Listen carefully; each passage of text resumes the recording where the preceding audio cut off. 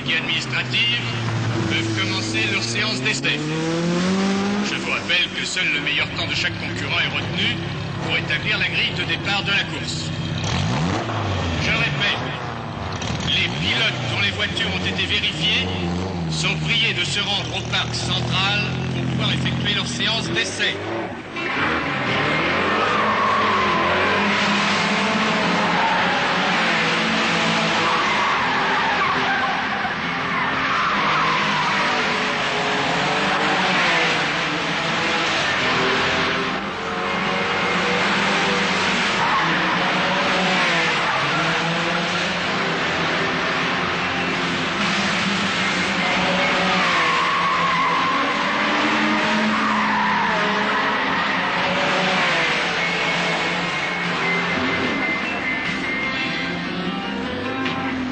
Les essais des voitures des groupes 3 et 4 prendront fin à 11 heures.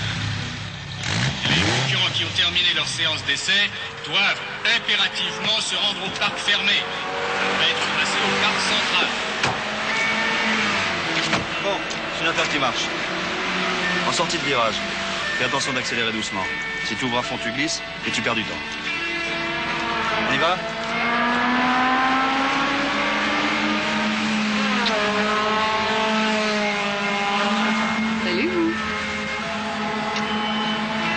Dis donc, t'attaques comme une bête.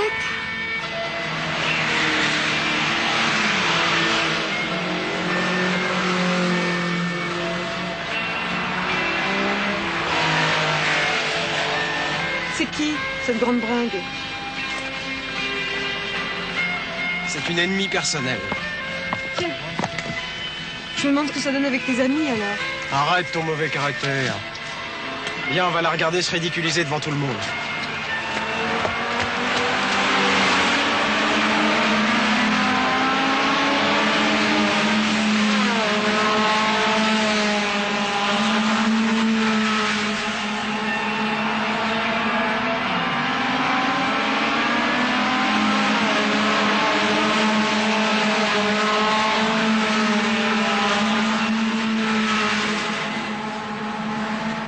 La dernière séance d'essai va bientôt prendre fin.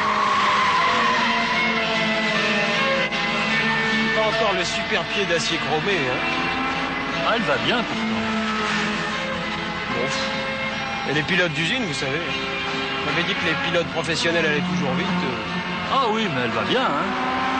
La dernière séance d'essai va bientôt prendre fin.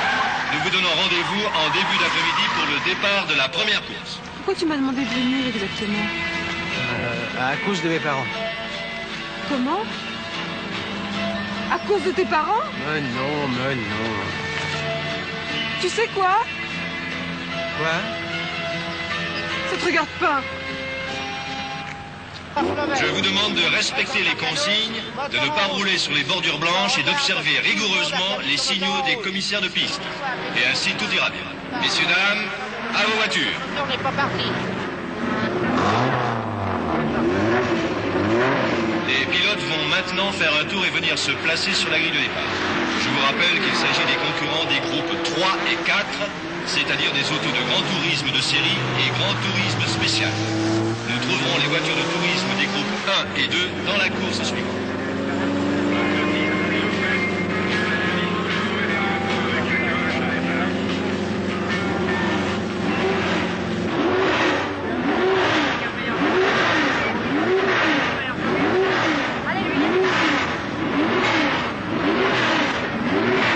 Attention, c'est parti.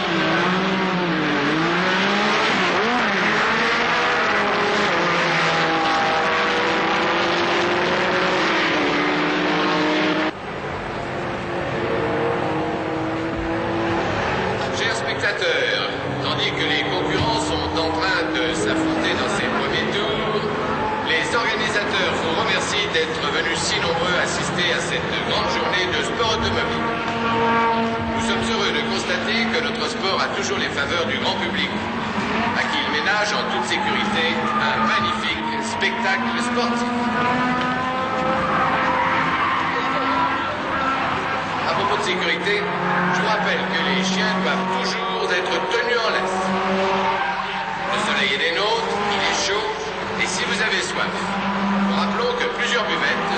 votre disposition tout autour du circuit.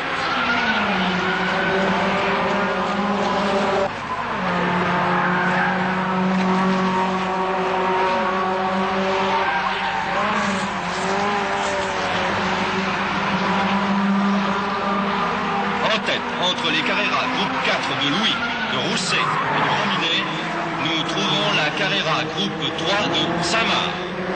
Ensuite, nous trouvons un lot d'Alpine 1800, entre lesquels Alain Fleury a réussi à intercaler son Alpine 1600. Celui-ci d'ailleurs est en train d'effectuer une remontée régulière après avoir pris un départ très moyen.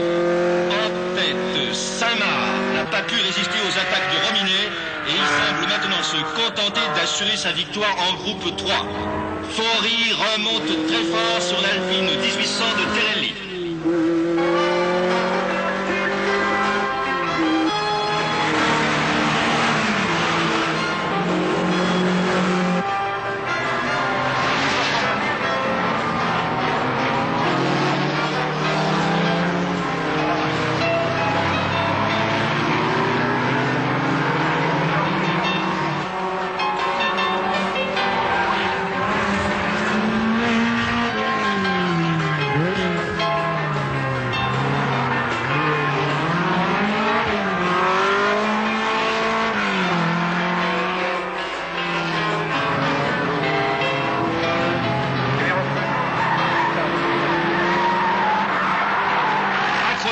Au virage sud. L'Alpine verte.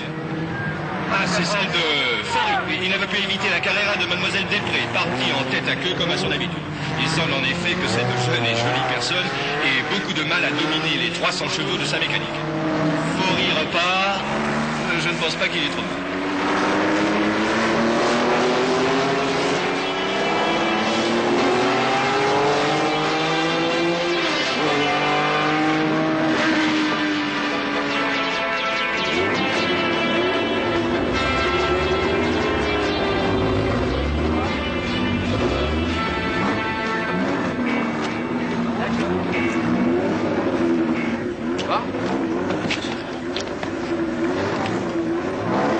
Volant, hein?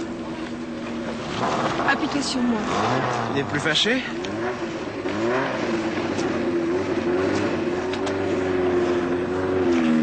Aïe! Alors, Kamikaze, ça va?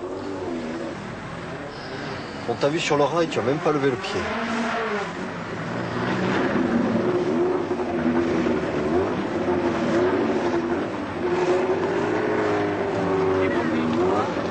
Alors? Mon genou a tapé l'antivol. Je m'en fous de ça. Et l'auto? Y a rien de grave. Je trouve que tu charries quand même un peu. Tu n'avais rien à y gagner. De toute façon, tu remportais ta classe puisque la Carrera a une cylindrée plus grosse que la tienne. La gueule de Vauclair. Alain, un bon pilote se ménage toujours. Il gagne avec économie de moyens et d'effets spéciaux. Autant pour lui-même que pour sa voiture. Tâche de réfléchir un peu en course. Tête de mule. Ce ne sera pas le cas pour ma prochaine course. J'irai doucement pour me familiariser sans risque avec l'auto et avec le circuit. Je ne courrai donc aucun danger. Elle est pratiquement neuve. C'est une première main. Et alors, impeccablement préparée pour la compétition. J'en doute pas. Et, par curiosité, vous avouez quel prix? Et ne les bruitez pas. C'est un prix d'amis. Et à ce prix-là, vous avez beaucoup d'amis? Monsieur, ne soyons pas mesquins. Vous en connaissez beaucoup des autos de ce prix qui font du 200 chrono. 5 vitesses au plancher, 4 freins à disque, siège baquet, suspension à roue indépendante, jantes en alliage. Bah, je connais une maintenant. Ça y est, la Dauphine est vendue. Qu'est-ce que tu dis? La Dauphine est vendue. Ah, on va pouvoir acheter des morceaux pour réparer l'Alpine. Combien?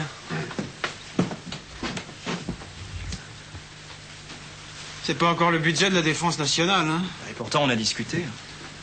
Bon, moi je vais ramener du garage un maximum de matériel et on attaque la réparation demain soir. C'est très bien que si on lui retire la grange, ce sera des hurlements et des grincements de dents. Oh, bah ça c'est un moindre mal, hein. Et de plus, ça ralentira ses activités sportives. Tiens, bonjour mon fils. Ça va. Allez, va tout ça. Alors, de quoi s'agissait-il? Oh, nous avons du matériel à rentrer et ça pose un problème. Ils ont prévu de le rentrer dans le hangar où est installé Alain. Et sortir toutes les autos. Ta mère voudrait en profiter pour mettre un point final à la compétition. Surtout depuis la dernière course où il a eu son accident. J'estime qu'il nous a menti. Il avait promis d'être prudent. Et tout le monde a confirmé qu'il roulait à des vitesses insensées. Il ne se rend pas compte. Quand j'y cours maintenant, j'ai peur du téléphone. Toute la journée. Qu'est-ce que tu en penses? Ça fait 6 mois qu'on n'écoute pas un mot de ce que je dis. Et maintenant, on me demande mon avis. Eh bien, vous êtes rapide. Vous comprenez vite. Alors maintenant, Alain n'a plus un rond. Il a sacrifié tous ses temps libres à la compétition. Hein? Il a vendu sa propre voiture pour en réparer une qui ne lui appartient pas. C'est-à-dire qu'il est quasiment obligé de continuer à courir. Et que, vu son état financier, il est quasiment obligé de gagner. Et vous vous apercevez maintenant que ça va trop loin. Pensez pas que c'est un peu tard. Hein? Armand, je t'en prie. Ne te complais pas à jouer l'avocat du diable. Il y a simplement un problème à résoudre. Un de plus. Pilote, quand le drapeau tombe, tu t'élances, pilote. Il te faudra du nerf et de la chance.